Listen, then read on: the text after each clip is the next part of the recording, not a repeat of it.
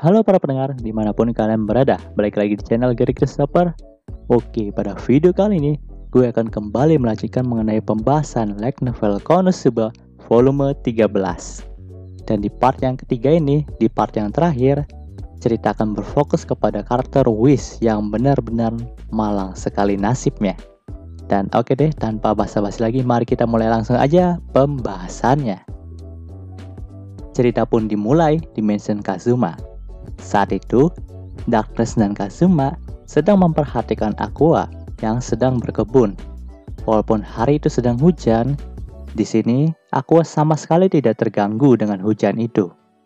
Dengan sangat senang, dia memelihara kebun barunya itu. Nampaknya, julukan sebagai Dewi Air bukanlah kata-kata belaka bagi Aqua. Di sini, Aqua juga ditemani oleh Megumin yang menggunakan payung kesukaannya untuk membantu Aqua dalam berkebun. Megumin terlihat sangat senang ketika berkebun bersama Aqua. Namun Darkness dan Kazuma malah khawatir tentang keadaan mereka itu, karena memang belakangan ini terdengar berita juga para petugas kebun yang selalu menghilang ditelan badai ketika mereka bekerja dengan keadaan cuaca yang ekstrim seperti ini. Di sini mereka tidak bisa membayangkan nantinya Aqua dan Megumi juga akan mengalami nasib yang sama dengan para tukang kebun itu. Setelah beberapa saat, terdengar suara ketukan pintu di depan mansion Kazuma. Dan di sini Kazuma sempat heran karena memang siapa yang mau datang ketika terjadi hujan seperti ini. Dan ternyata yang mengetuk pintu adalah Ceres Scrooge. Di sini Ceres Scrooge nampak panik dan berkata bahwa dia memerlukan bantuan dari Kazuma untuk menenangkan Vanir yang sedang bertengkar dengan Wish di toko. Di sini Aqua sempat mengetahui keberadaan dari Ceres Scrooge dan hampir memurnikannya lagi. Namun karena ada urusan genting seperti itu, akhirnya ia pun mengurungkan niatnya dan party Kazuma pun pergi ke toko Wish bersama Ceres Scrooge. Sesampainya di toko Wish, ternyata pertengkaran antara Wish dan Vanir semakin memuncak, di mana Wish dengan sikap labilnya itu mengatakan bahwa ia tidak terima dengan ucapan Vanir yang ingin membatalkan kontrak di antara mereka. Namun di sini, Vanir pun tidak mau kalah ngotot dan berkata bahwa ia tidak suka dengan sikap Wish yang labil karena stalker itu. Oke, di sini gue jelasin dulu ya, kalau ada sebuah kontrak antara Wish dan Vanir, di mana Vanir akan membantu Wish dalam mensejahterakan toko sihir milik Wish, dan bayaran yang diterima oleh Vanir itu adalah sejumlah uang yang ia dapatkan ketika menjadi pegawai toko dari Wish. Lalu, jika Vanir sudah memiliki cukup uang, maka ia akan menyewa Wish untuk membangunkan sebuah dungeon besar yang selama ini ia telah impikan. Itulah kontrak di antara mereka.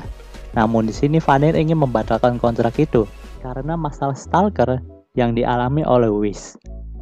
Dan masalah itu juga membuat Wish menjadi labil antara ia mau bekerja ataupun menikah. Di sini, Vanir menjelaskan jika Wish ingin menikah, itu tidak akan menjadi masalah baginya. Dan kedepannya nanti Vanir akan bekerja sama dengan suami dari Wish itu. Sedangkan jika Wish tidak ingin menikah, maka ia harus kembali serius bekerja sekarang. Itulah yang Vanir mau. Namun di sini sikap Wish malah seperti anak kecil yang selalu kabur dari rumah karena masalah stalker itu. Padahal saat lalu, Wish mengatakan bahwa ia akan segera menolak lamaran dari stalkernya itu dan kembali bekerja. Namun, yang ia lakukan malah kabur dan meninggalkan tokonya sendirian. Jadi di sini, Vanir sangat kesal dengan sikap labil dari Wish. Itulah yang Vanir rasakan. Sedangkan, yang Wish rasakan adalah Vanir terus saja menekannya karena masalah stalker ini. Jadi ia pun merasa bahwa ia telah ditinggalkan oleh rekannya sendiri. Keributan di antara Vanir dan Wish pun terus terjadi. Bahkan, Wish sampai menangis karena Vanir terus saja berkata kasar kepada dirinya. Saat itu, tetap saja Wish tidak mau menerima tawaran dari stalker itu untuk menikahinya. Mendengar hal itu, Vanir pun berkata bahwa dia akan menggunakan kemampuannya sekali lagi untuk mencari keberadaan dari stalker itu. Dan, jika ia melihat hal yang aneh dari stalker itu, maka Vanir akan menangkapnya dan memberikan pelajaran agar ia tidak mengganggu Wish lagi. Di sini Wish pun setuju, dan setelah beberapa saat menggunakan penglihatannya, Vanir pun berkata bahwa pria yang bernama Duke ini sangatlah luar biasa. Di sini Whis pun heran karena biasanya Vanir tidak akan memuji seseorang seperti itu. Lalu Vanir pun menjelaskan, ketika seorang pria mendapatkan respon lebih daripada wanita yang ia kejar, maka pria itu akan mengalami rasa senang yang luar biasa, sehingga tidak ada kekuatan satupun yang bisa menghalanginya. Dan itulah yang terjadi kepada Duke, sang stalker dari Whis. Setelah situasi mulai agak terkendali, akhirnya party Kazuma pun mulai pulang dari toko Whis.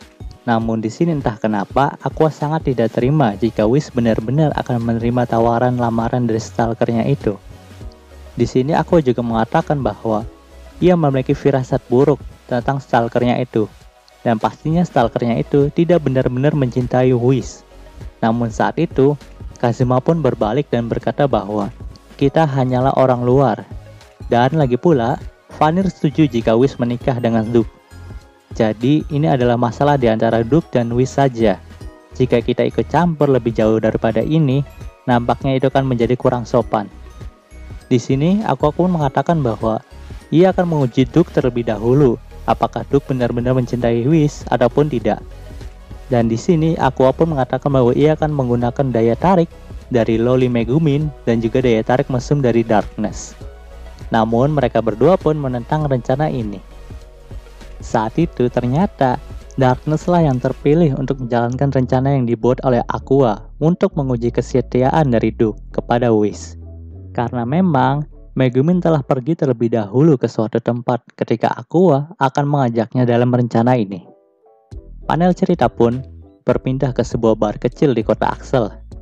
Saat itu Darkness dengan aksesoris bangsawannya pun mendekati Duke yang sedang duduk sendirian di bar tersebut. Sedangkan Aqua dan Kazuma mengawasi mereka dari kejauhan di sudut bar itu. Namun saat Darkness sedang mendekati Duke dan berkenalan dengannya, kesan yang diberikan Duke kepada Darkness pun sangat tidak baik. Di sini Duke nampaknya mengira Darkness adalah Jablay. Jadi Duke pun langsung mengusir Darkness ketika ia baru duduk di dekatnya. Melihat hal itu pun, Aqua dan Kazuma sempat tertawa di pojokan bar. Sementara Darkness menahan rasa malunya dan terus menjalankan rencana yang Aqua berikan. Namun rintangannya pun datang kembali ketika Dash menghampiri Darkness dan memanggil Darkness dengan sebutan Lalatina. Jadi tentu saja identitas Darkness pun terbongkar sebagai seorang bangsawan. Melihat hal itu, akhirnya Kazuma pun memberikan tanda kepada Darkness untuk membatalkan rencananya. Namun Darkness tidak mau dirinya dipermalukan seperti itu. Jadi ia pun meneruskan rencananya untuk menggoda Duke dan berakhir dengan mentraktir minum kepada semua orang yang ada di sana. Ketika pulang, Kazuma dan Aqua pun sempat mengejek Darkness karena kegagalannya itu. Dan seketika itu pula, Darkness menjadi kesal dan ingin mencekik Kazuma dan Aqua di sana.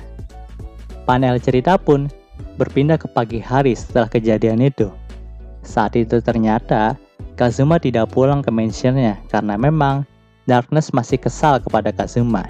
Jadi Kazuma berniat untuk menghindari Darkness terlebih dahulu. Tapi pagi itu, Kazuma pun memberanikan dirinya untuk pulang ke mansionnya sendiri dan mendapati Aqua yang sedang mengurus kebunnya itu. Di sini kebun Aqua pun sudah mulai tumbuh, tapi pandangan Kazuma pun terarah kepada tanaman monster Mandrake yang sudah tumbuh di kebun Aqua itu. Ternyata monster itu telah tumbuh menjadi gadis kecil seperti monster Tuan Putri Tentram yang pernah mereka lawan. Dan tentu saja Kazuma pun marah kepada Aqua. Lalu ia pun ingin mencabut tanaman itu agar tidak merasakan dirinya nanti. Di sini Aqua pun tidak terima dengan perbuatan Kazuma itu. Lalu terjadi pertengkaran di antara mereka. Pertengkaran itu pun terdengar oleh Darkness yang berada di dalam mansion. Dan tentu saja Darkness langsung menghampiri mereka berdua. Awalnya, Darkness masih berniat untuk mencekik Kazuma di sana. Namun pandangan Darkness juga tertuju kepada tanaman Mandrake yang tumbuh menjadi monster gadis tentram itu. Melihat hal itu, Darkness juga berniat untuk mencabut tanaman tersebut. Tentu saja, Aqua juga tidak membiarkan Darkness melakukan hal itu. Di sini aku mulai merengek kepada Darkness dan Kazuma agar tanaman monster gadis tentramnya itu tidak dicabut, karena memang ia akan menjaga dan merawat agar gadis tentram itu menjadi gadis yang baik. Bahkan Aqua juga sudah menamai tanaman monster itu. Namun yang namanya monster tetaplah monster, jadi mereka pun harus mencabutnya. Pertengkaran pun terus terjadi di antara ketiga karakter kita ini. Namun tiba-tiba saja pertengkaran itu terhenti karena ada Megumin yang baru saja pulang ke mansion dengan baju yang sangat kotor. Panel cerita pun berpindah ke mansion Kazuma. Di sini aku menanyakan tentang mengapa Megumin pulang dengan baju yang sangat kotor seperti itu. Aku pun mengira Megumin telah melakukan tindakan yang konyol lagi dan berakhir seperti itu. Menanggapi hal itu, Megumin yang sudah membersihkan dirinya itu pun mengatakan bahwa dirinya telah membantu Yunyun untuk melakukan ujian tambahan di desa klan Iblis Merah. Karena memang saat itu, Yunyun telah gagal dalam ujian terakhirnya untuk menjadi kepala suku dari klan Iblis Merah. Jadi mereka memutuskan untuk melakukan ujian sendiri di malam hari ketika para penguji telah tertidur.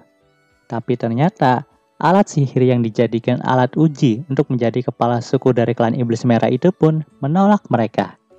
Jadi pada akhirnya, Megumin pun menggunakan sihir explosion-nya untuk menghancurkan alat sihir itu dan tanpa diketahui para warga klan Iblis Merah. Setelah mendengar cerita itu pun, entah kenapa, Kazuma merasakan ada masalah besar nantinya. Di sini aku pun merubah topik pembicaraan mereka kepada Duke, sang stalker dari Wish. Di sini aku masih penasaran tentang orang itu. Jadi ia pun memutuskan untuk menangani masalah ini sendiri. Dan mendengar hal itu, Kazuma dan Darkness pun menjadi tidak yakin. Karena memang sikap Aqua yang tidak pantas disebut sebagai seorang wanita itu tidak mungkin bisa menggoda Duke. Walaupun Aqua itu cantik, tapi rasanya tidak mungkin bisa menggoda Duke. Bahkan Darkness yang merupakan seorang bangsawan dan memiliki daya tarik lebih kepada laki-laki saja tidak mampu untuk menggoda Duke. Apalagi Aqua dengan sikap yang buruknya itu. Tapi di sini Aqua pun yakin bahwa dirinya bisa akrab dengan Duke karena memang dia adalah seorang dewi. Panel cerita pun berpindah ke bar tempat Duke biasa datangi. Saat itu, Aqua memakai pakaian yang kasual ketika datang ke bar itu. Ia memakai pakaian kasual itu agar tidak menimbulkan kecurigaan. Sedangkan Kazuma, Megumin, dan Darkness juga datang ke bar itu, namun duduk agak jauh di pojokan bar untuk mengawasi mereka. Di sini aku pun dengan santainya dan sikap biasanya langsung menghampiri Duke. Dan melihat hal itu, Kazuma pun merasa khawatir karena memang Duke agak melihat dengan pandangan yang aneh kepada Aqua. Di sana Aqua pun terus membuka pembicaraan dengan sikap yang biasanya ia lakukan. Namun anehnya, Duke malah terus memperhatikan Aqua yang berbicara seakan-akan ia menikmati Aqua yang sedang berbicara kepada dirinya. Lalu, Aqua pun langsung mengarahkan pembicaraan itu ke topik utama, yaitu tentang undead, dan pastinya merujuk kepada Wish. Namun, respon yang tidak terduga pun disampaikan oleh Duke.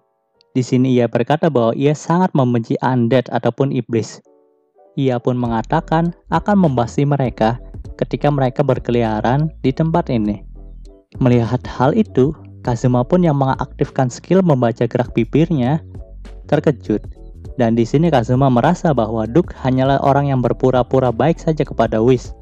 Lalu setelah ia mencapai tujuannya itu, ia pasti akan membunuh Wish.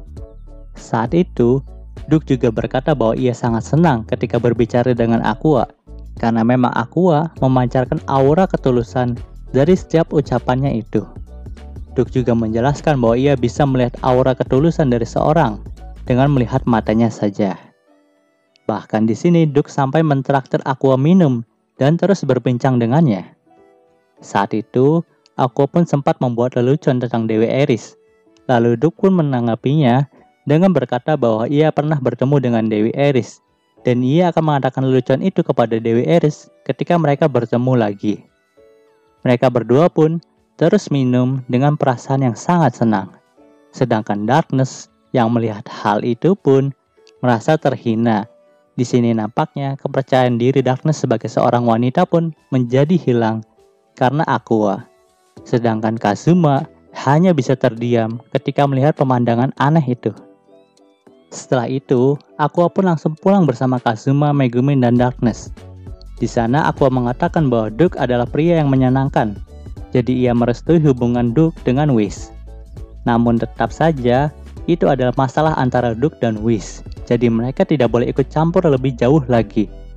Keesokan harinya, party mereka pun pergi ke toko Whis untuk melihat keadaan dari Whis di sana. Dan setelah membuka pintu dari toko itu, ternyata ada Zeres Scourge yang berdiri di depan kasir.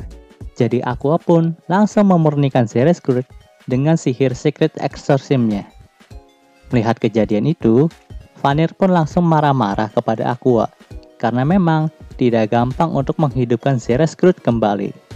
Dan saat ini, Zeres Scourge sedang bekerja di sini untuk membantu Vanir dalam menjalankan toko ini karena memang Whis sedang galau dan tidak dapat bekerja lagi.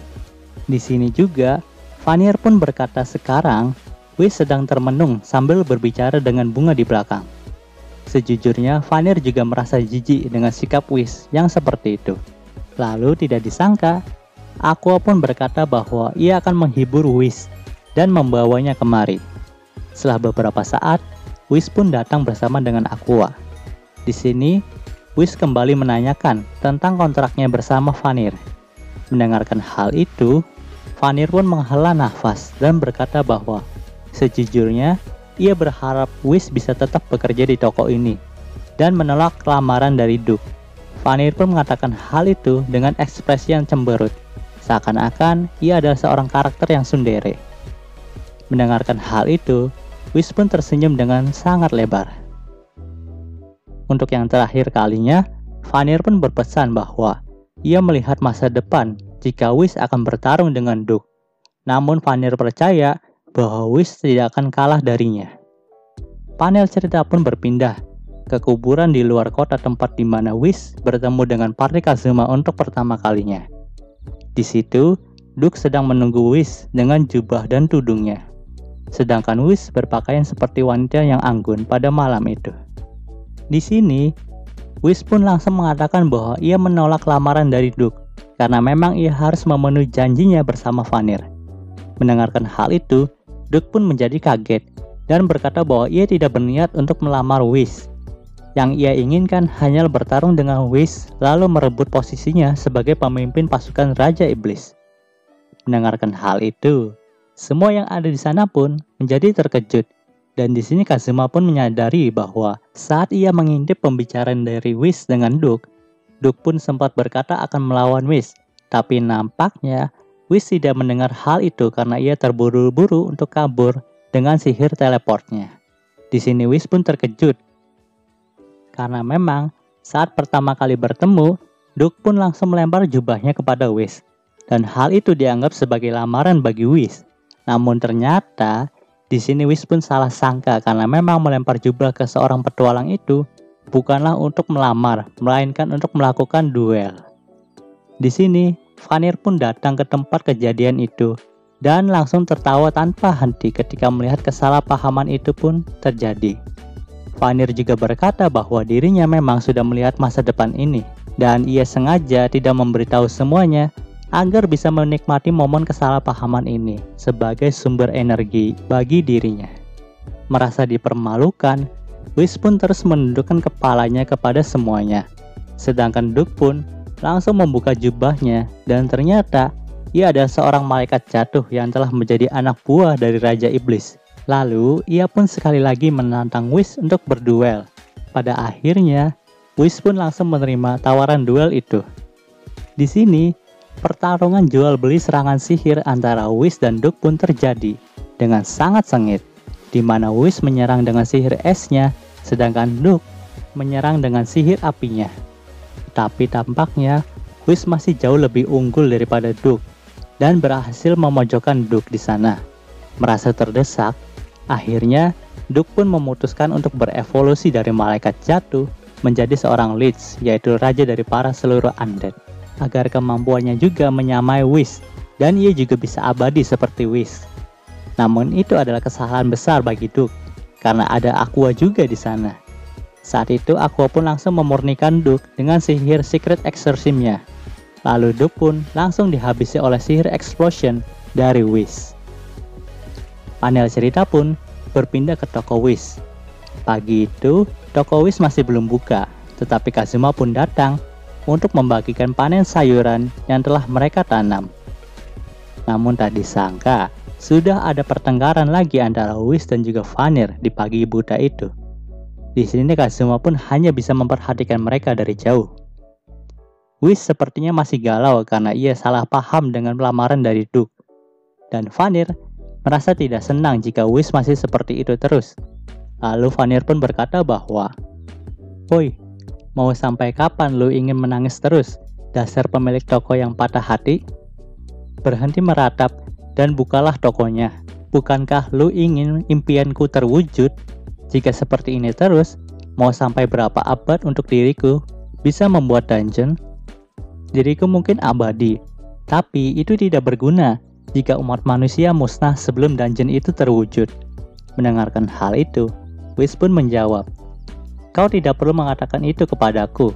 Sebagai seorang lich, tidak peduli aku bersama dengan siapa. Pada akhirnya, semua yang bisa aku lakukan adalah melihat mereka bertambah umur dan ditinggal sendirian lagi. Bahkan, setelah umat manusia musnah, aku yakin aku akan selamanya kesepian." Mendengar hal itu, Vanir pun menghela nafasnya sekali lagi dan melihat Whis yang menangis. Seperti kejadian ini benar-benar membuatnya trauma. Lalu Vanir pun kembali berkata, "Sungguh, bukan lu satu-satunya yang abadi. Kami para iblis juga abadi. Sampai dungeonku terwujud dan para petualang datang untuk membunuhku, diriku akan tetap bersamamu. Jadi berbahagialah, wahai temanku." Mendengar itu, Whis pun mengangkat kepalanya dan berkata, "Dengan kata lain, jika dungeon itu selamanya tidak selesai, maka Vanir-san akan selamanya terus bersamaku kan?" Mendengarkan kata itu dari Whis, membuat Vanir menjadi kesal dan berkata bahwa, "Yos, diriku akan mengambil alih toko lu. Dan lu tidak puas dengan musuh yang setengah-setengah itu kan? Baiklah, ini sudah lama, tapi diriku akan menjadi musuh lu." Lalu Vanir pun menarik kerah Whis dan mulai menariknya keluar dari toko itu. Saat itu, Whis pun meminta ampun kepada Vanir dan berkata bahwa, "Tunggu Vanir-san, aku hanya bercanda, aku minta maaf. Aku akan bekerja keras lagi. Jadi mohon maafkan aku." Di bawah langit yang cerah, dengan ditemani dengan udara yang dingin karena sedikit lagi musim salju akan datang, tangisan Whis pun menggema ke seluruh kota Axel. Dan cerita di volume ini pun berakhir. Oke, mungkin segitu dulu pembahasannya kali ini. Gue bener-bener takjub dengan hubungan dari Whis dan Vanir ini ketika membaca volume ini tentunya. Relationship di antara Whis dan Vanir itu benar-benar benar-benar complicated banget gitu, tapi seru. Gue juga berharap kalian juga bisa menikmati novel ini. Oke deh, mungkin segitu dulu. Dan jika kalian suka video ini, jangan lupa untuk like, komen, dan juga subscribe ya, dan juga share agar gue lebih semangat lagi dalam membuat video dalam channel ini. Terima kasih telah mendengarkan sampai titik ini, dan sampai jumpa.